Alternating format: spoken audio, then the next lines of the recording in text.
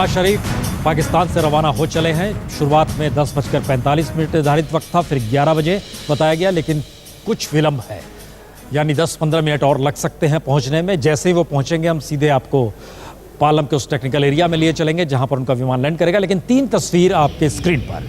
सुबह सवेरे तकरीबन 7:30 बजे नरेंद्र मोदी राजघाट पहुंचे, महात्मा गांधी जी को नमन किया, बापू को याद किया। उसके बाद अटल बिहारी वाजपेयी से आशीर्वाद लेने उनके घर पर पहुंचे और वहां से सीधे जब गुजरात भवन पहुंचे तो वहां पर उन नेताओं को बुलाया जो मंत्री बनेंगे, उन सांसदों को बुलाया जो मंत्री पद की शपथ लेंगे। उनके साथ मंथन भी कुछ किया, जानकारी भी दी, और जो 2-3 शब्द सब कमोवेश हर किसी को कहे गए, उसमें सिर्फ इतना ही कहा गया, अब आप शपथ लेंगे शाम में और हमें राष्ट्र की सेवा करनी है और अब आप तैयारी कीजिए।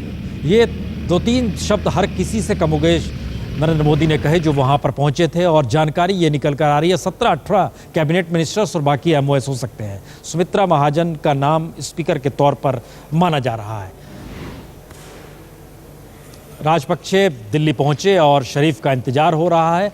और भारत के लिए इस दौर में सबसे महत्वपूर्ण ये 2 देश जरूर हैं। पड़ोसियों को बदला नहीं जा सकता, ये किस्सा आज का नहीं है, लेकिन पड़ोसियों के साथ विदेश नीति जो आज़ादी के बाद से चली आ रही थी, खासतौर से पाकिस्तान के मद्देनज़र, क्या उसमें हम पहली बार एक बड़ा टर्न देखने वाले हैं? श्रीलंका के साथ खासतौर से LTT को लेकर जो सवाल श्रीलंका को लेकर तमिलों के बीच थे, और तमिलों के भीतर गुस्सा था कि आप राजपक्षे को क्यों बुला रहे हैं। वाई को दिल्ली में आकर राजनाथ से मिले, फिर नरेंद्र मोदी से उन्होंने मुलाकात की, बावजूद इसके मीडिया के सामने उन्होंने कहा कि नहीं बुलाना चाहिए, और इसका जिक्र वो करते चले गए।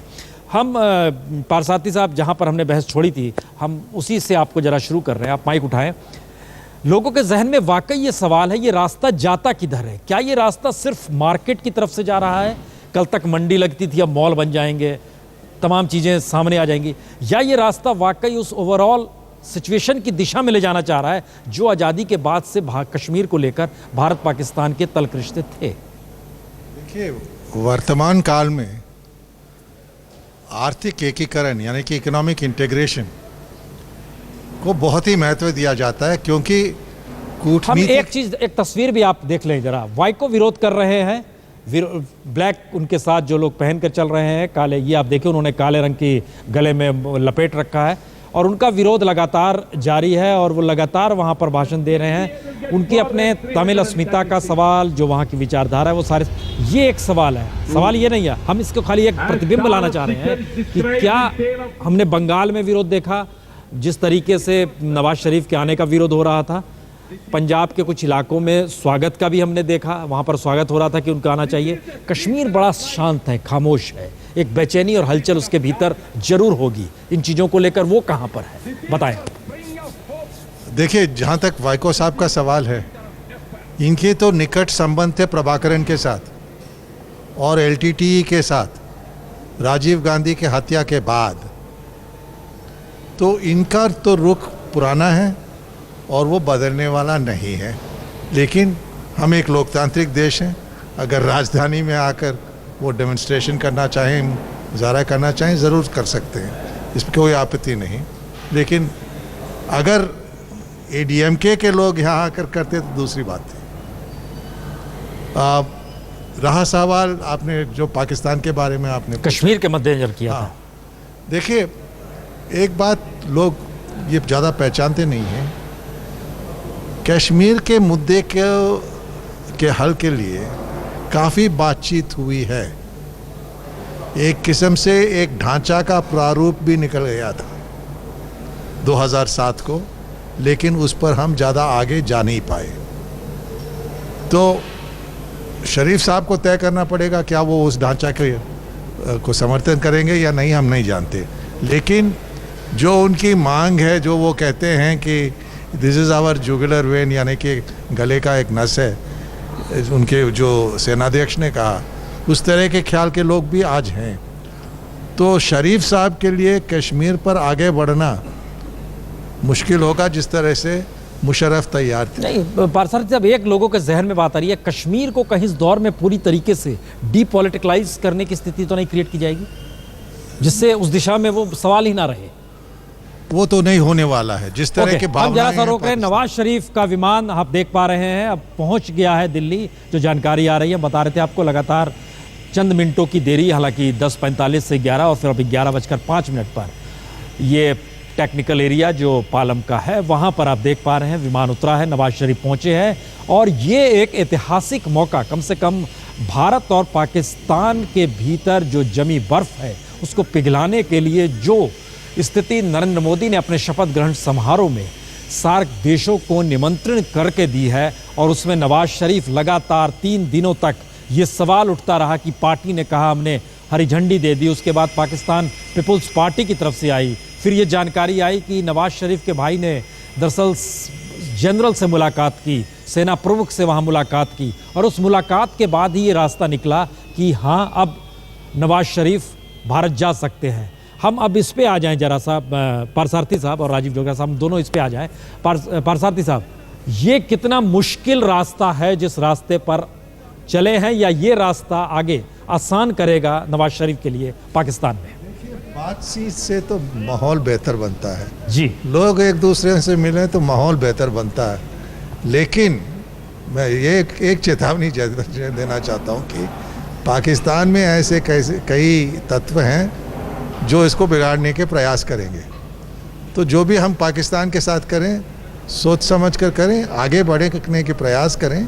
लेकिन चेतावनी ये है देना चाहूँगा कि जो लोग आतंकवाद के दिशा में देश को ले जाना चाहते हैं, चाहे वो भारत हो या अफ़गानिस्तान हो, वो आज भी वहाँ हावी हैं और उसको हम नज़रअंदाज नहीं कर सकते। आप कह रहे हैं। हम राजीव डोगरा जी से दूसरा जुड़ा सवाल पाते हैं। पाकिस्तान के भीतर से भी समझौता एक्सप्रेस को लेकर आवाज़ आई थी, और उसको लेकर ये आवाज़ आई थी जो आज की तारीख में आरएसएस को लेकर भी आवाज़ उठी थी। पाकिस्तान के भीतर का सच भी ये भी है।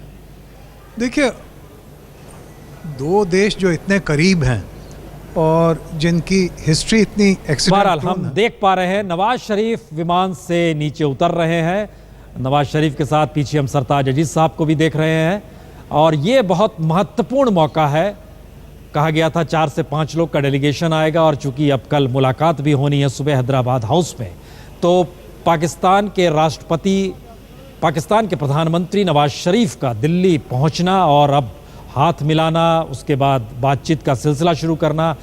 आज राष्ट्रपति भवन में राष्ट्रपति की तरफ से सार्क देशों के तमाम प्रमुखों को डिनर भी दिया गया है, और ये हम देख पा रहे हैं कि जाहिर है एकदम नए रिज्म में, नए तरीके से भारत को देखने का। डॉक्टर साहब, हम ये कह सकते हैं कि इससे पहले चूंकि एक कांग्रेस की पूरी एक सत्ता चली आ रही थी आज़ादी के बाद से, देखें हम उसमें बहुत शिफ्ट नज़र नहीं आ रहा था। क्या पहली बार कोई शिफ्ट नज़र आ सकता है? देखिए, शिफ्ट तो वाजपेयी जी के दौरान भी आया था। उन्होंने जो पहल की थी वो थोड़ी सी अद्भुत थी अपने दिशा में। उसका अंजाम अच्छा नहीं हुआ, वो अलग बात है। शिफ्ट इस बार भी नज़र आएगा क्योंकि दोनों जो हैं ऑलमोस्ट एक उम्र के प्रधानमंत्री हैं, और दोनों जो हैं एक्शन ओरिएंटेड प्रधानमंत्री है। तो हो सकता है कुछ अच्छी बात निकले, पर जो जानकार हैं पाकिस्तान के बारे में वो थोड़ा सा हमेशा सोच समझ के कहते हैं कि हमारे रिलेशंस बहुत एक्सीडेंट प्रोन हैं। तो आशावादी होना चाहिए, पर साथ में संभल के भी रहना चाहिए। पारसारथी साहब, बहुत खुश नज़र आ रहे हैं नवाज शरीफ साहब। उन्होंने हाथ हिलाया, मीडिया को देखा। देखिए, अब भी उनका हाथ हिलाना लगातार अब रुके वो जारी था, और एक तरह से वो समझ रहे हैं कि ये उनके लिए एसिड टेस्ट भी है। पारसारथी साहब, देखिए, नवाज शरीफ जो हैं वो एक इंस्टिंक्टिव पॉलिटिशियन है। जो भी निर्णय लेते हैं ज़्यादा सोच नहीं देते, इंस्टिंक्ट आते ही अगर वो समझें कि कुछ करना है उसी रास्ते में का वक्त लगा लेकिन सोचने में कि भारत माने जो रुकावटें थी वहाँ पर। देखिए, राजीव जी ने, डोगरा ने भी इसे देखा है। वो आने के लिए इच्छुक थे, लेकिन हेरात में जैसे कि ये समझाएंगे हमला हुआ, तो सोच समझकर फौज के साथ बात करके उसके बाद आए हैं। तो ये ना हो कि वो यहाँ होते समय हमला हो जाए एक और अफ़गानिस्तान में। तो बात ये है कि इंस्टिंक्टिव है। अगर उनकी निजी संबंध मोदी साहब से अच्छी रही तो एक किस्म से माहौल अच्छा रहेगा, लेकिन अनिश्चितता के लिए हमें तैयार होना चाहिए। ज़रूर प्रयास करें, प्रयास करते रहेंगे। हमारे लिए अंतर्राष्ट्रीय स्तर पर भी ये अच्छी बात है कि हम प्रयास कर रहे हैं अच्छे संबंध के लिए, लेकिन जैसे कि उन्होंने कहा था, ट्रस्ट बट वेरीफाई, भरोसा कीजिए लेकिन सोच समझ कर। ये हम दृश्य उन दर्शकों को दोबारा दिखला रहे हैं जो थोड़ी अभी हमारे साथ जुड़े होंगे। नवाज शरीफ तुरंत निकले, उनके पीछे सरताज अजीज भी नज़र आ रहे हैं, और ये सिलसिला भारत और पाकिस्तान के बीच ऐसे मौके पर शुरू होने वाला है जब भारत के जनादेश ने नरेंद्र मोदी को इतनी ताकत दी है कि वो पार्लियामेंट के भीतर भी बड़े निर्णय ले सकते हैं। अंजना, क्या है स्थिति वहां पर, क्योंकि यहां से उन्हें तुरंत निकलकर होटल मानसिंह जाना है, वहां पर श्वेता के पास भी चलेंगे, लेकिन आप वहां पर खड़ी हैं, बताइए।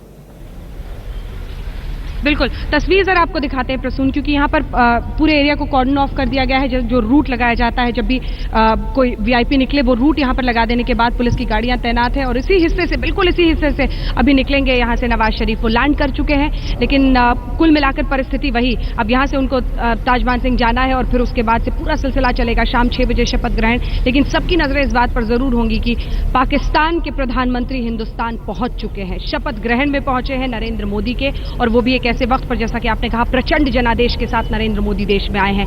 क्या होता है, किस तरह से बात आगे बढ़ती है, कल चाय की भी प्याली पर बात होनी है, क्या कुछ होता है, अटकलें तमाम लगेंगी, और इस बीच शपथ ग्रहण भी हम लगातार देख रहे हैं जनाब, सुबह से चूंकि मौजूद थी, तो मॉरिशस के राष्ट्राध्यक्ष आते हैं, फिर उसके बाद अब राजपक्षे आए, अब नवाज शरीफ आए, चंद मिनटों के बाद हामिद करजई साहब भी आने वाले हैं, और ये सिलसिला 2 बजे तक रहेगा जब आखिर में मालदीव के आएंगे। लेकिन हम एक चीज़ समझना चाह रहे हैं कि ये पूरा गेस्चर जो दिखलाया जा रहा है वहाँ पर, वो हर कोई खुश जरूर है, जितने भी सार्क के नेता आ रहे हैं ये खुश बहुत नज़र आ रहे हैं, और मीडिया को देखकर हाथ हिला रहे हैं। जो हमारा कैमरा वहाँ पर लगा हुआ है उसमें हाथ हिलाया जा रहा है, लेकिन विदेश मंत्रालय के लोग वहाँ पर उन्हें रिसीव कर रहे हैं। लेकिन अभी कोई देश का विदेश मंत्री नहीं है, नेशनल सिक्योरिटी एडवाइज़र नहीं है, गवर्नमेंट, तो एक तरह से सिवाय इसके कि हम आप बात कर पाते हैं कि क्या सुरक्षा व्यवस्था है, नहीं है, बात इससे आगे जा नहीं पा रही है। लेकिन वो जो निकलता है, पूरा का पूरा काफिला निकलता है, वो किस रूप में आप देख पाती हैं वहाँ पर, उसमें कोई अंतर नज़र आता है या सब कोई एक तरीका है?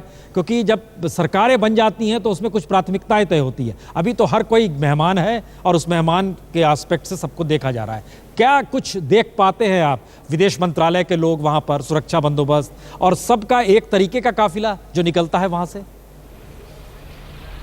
बिल्कुल, लगभग एक तरीके का काफिला। लेकिन प्रसून, बहुत एक जो बेसिक सवाल है वो आपने उठाया है। आगरा समिट, अगर याद रखिए, बीजेपी हमेशा जल्दबाजी में नजर आती है। इस वक्त भी जब आप एक सिर्फ शपथ ग्रहण समारोह तक सीमित नहीं है, अगले दिन चाय पर भी बात हो रही है। क्या बात हो रही है? क्या जिस तरह की तैयारी होनी चाहिए, एनएसए नहीं है, आपके पास कुछ एजेंडा में नहीं है, मौसम और कितनी गर्मी कितनी धूप है, इस पर तो बात होगी नहीं। लेकिन इसके साथ ही ये भी महत्वपूर्ण है समझना कि जो संदेश देने की कोशिश है कि हम सार्क देशों को बुला रहे हैं और उसी में पाकिस्तान एक हिस्सा है, तो उस नजरिए से अगर इसको आप देखेंगे तो भारत कह सकता है। अब बहुत अच्छा था, आपने पहले भी पोस्टर्स का जिक्र किया, तो उसमें एक पोस्टर ये भी बीजेपी के बाहर बहुत लगा हुआ है, एक भारत श्रेष्ठ भारत। तो श्रेष्ठ भारत बनाने की जो एक ललक है, शायद उसी हिस्से में इसको अंतर्राष्ट्रीय रंग देने का जो स्वरूप है कि ऐसा तो कभी नहीं हुआ, ये तो हम बिल्कुल ही अलग कर रहे हैं। अब तो ये सब देखिए आ गए हैं, वो मछुआरे छोड़ रहे हैं, ये भी मछुआरे छोड़ रहे हैं, हमारे तो बस आ जाने से ही जादू की छड़ी चल रही है। एक संदेश देने की कोशिश है, श्रेष्ठ भारत यानी ताकतवर भारत। तो उस कड़ी से अगर इसको देखें तो दो नजरिए हो सकते हैं देखने के, लेकिन कुल मिलाकर अगर भारत पाकिस्तान के नजरिए से देखें, एक जानकारी आ रही है इन सबके बीच, बता दें कि रक्षा मंत्रालय हो सकता है पीएमओ के पास ही रहे, यानी नरेंद्र मोदी अपने पास रक्षा मंत्रालय भी रखे। हमारे संवाददाता जुड़े हुए हैं, क्या जानकारी और है?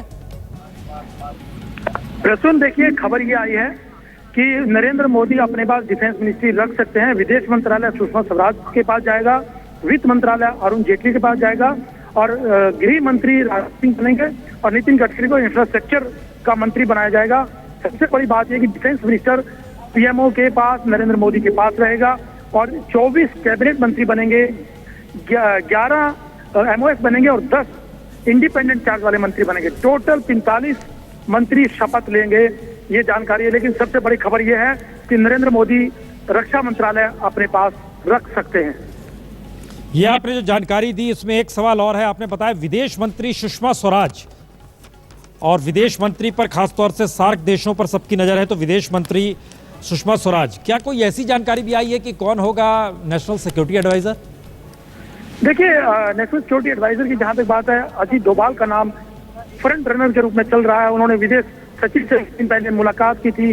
जो एजेंडा फाइनलाइज किया जा रहा था सार्क देशों के लोगों के साथ, लीडर्स के साथ, उसमें अजीत डोभाल भी, जो आईबी के पूर्व डायरेक्टर रहे हैं, चीफ रहे हैं, वो शामिल थे।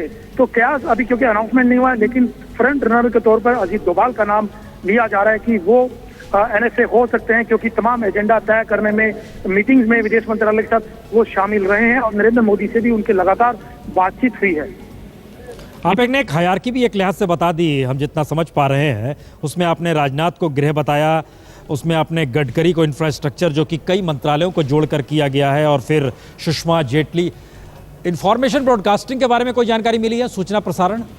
देखिए, सूचना प्रसारण पोर्टफोलियो नरेंद्र मोदी ने अब सुबह मुलाकात की थी, नाश्ते पर, चाय पर, परिचय भी, इंट्रोडक्शन भी हुआ, सबके साथ मुलाकात की उन्होंने।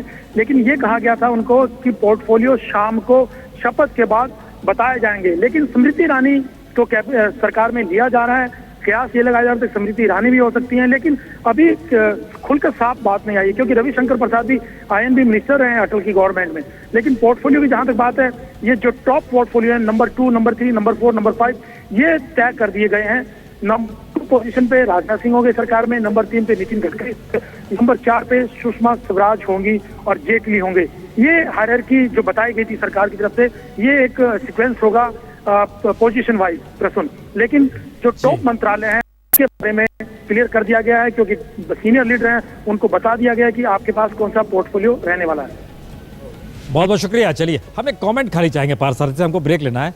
सुषमा स्वराज बतौर विदेश मंत्री इस हालात में जो सबके सामने है, सुषमा स्वराज संघ के भीतर से निकली हुई नहीं है। जेपी के दौर में, इमरजेंसी के वक्त वो किस तरीके से निकली थी, जॉर्ज फर्नांडिस का जो पूरा मसला था, वडोदरा डायनामाइट, उसकी उन्होंने अपने तौर पर, उस समय वकील थी वो, चंडीगढ़ से निकली थी, और इन परिस्थितियों से निकलकर वो यहाँ तक पहुंची। विदेश मंत्री बतौर सुषमा स्वराज, क्या लगता है आपको, फिट है? देखिए, जहाँ तक बीजेपी का सवाल है, वो वरिष्ठ नेता हैं। वो सोनिया गांधी के खिलाफ लड़कर काफ़ी चुनौती दी उन्होंने, तो उनका एक पॉलिटिकल इमेज तो है ही। मध्य प्रदेश से लड़कर आए हैं, जीत कर आए हैं, और मैं समझता हूँ कि काफ़ी बार जब वो लीडर ऑफ द ऑपोजिशन थे, विपक्ष की नेता थी, तब वो काफ़ी जो डेलीगेशंस बाहर से आते थे उनसे मिला करते थे, जो विदेश मंत्री बाहर से आते थे उनसे भी मिलते थे, और उनका एक जिम्मेवारी ये था कि जब किसी देश के राजाध्यक्ष यहाँ आए, वो जाकर उनसे मिले। तो विदेश मामले उनके लिए कोई नई चीज़ नहीं है, क्योंकि हर एक मीटिंग के पहले विदेश मंत्रालय के वरिष्ठ अधिकारी उनको जाकर ब्रीफ किया करते थे। तो ये कहना कि वो अनुभवी नहीं है, वो गलत होगा। बेस्ट चॉइस है, हम ये कह रहे हैं, क्योंकि जो नेताओं बेस्ट चॉइस प्रधानमंत्री जाने, मैं कौन कहने वाला। नवाज शरीफ पहुंच चुके हैं दिल्ली, और अब वो होटल जहां पे वो रुकेंगे, होटल ताज मानसिंह, वहां पर सीधे चलते हैं। श्वेता मौजूद है हमारी संवाददाता। श्वेता, अब पहुंच चुके हैं या पहुंचने वाले हैं? बिल्कुल पहुंचने वाले हैं प्रसून। अचानक देखिए यहाँ पर गहमा गहमी शुरू हो गई है। बस अब से कुछ सेकंड पहले ये गहमा गहमी शुरू हुई है, अभी तक सड़क चालू थी।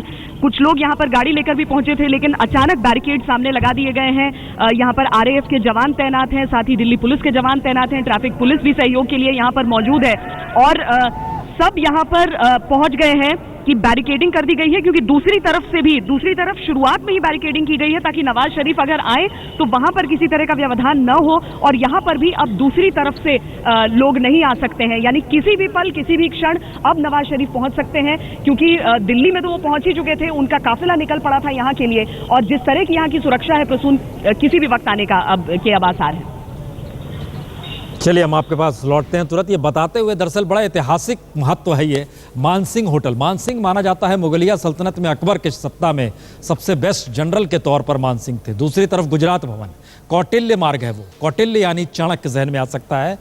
ये सारी चीज़ें हैं जो इतिहास से भारत में जुड़ी हुई हैं, और उन सबको अगर आज की परिस्थितियों में कहीं ना कहीं जोड़ने की कोशिश करें तो विश्व हिंदू परिषद के नेता अशोक सिंघल ने बताया कि पृथ्वीराज चौहान की तरह नरेंद्र मोदी होंगे।